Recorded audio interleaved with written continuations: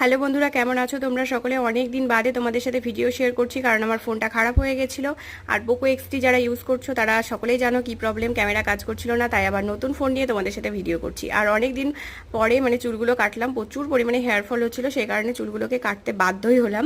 আর এই যে দেখো আমার সোনা পাপা এখানে কি করছে, এখানে একদম খেলা করছে। ওকে স্নান করাবো কিছুক্ষণ পরে, তো ঘুমাচ্ছিল, ঘুম থেকে উঠেছে, তাই আমি ছেড়ে দিয়েছি স্নান করাবো, সেই কারণে যাই করে করুক।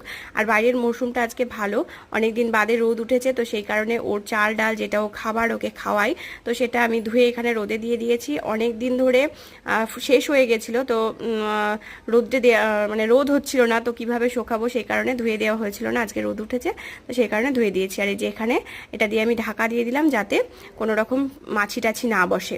আর আজকের ওয়েদারটা খুবই সুন্দর, না ভীষণ পরিমাণে রোদ আছে না কিছু, আর তাই কতগুলো জামা কাপড়ও দেখো এখানে কেচে দেওয়া হয়েছে। আর তোমরা তো দেখে বুঝতেই পারছো আমি বাড়িতে চলে এসেছি।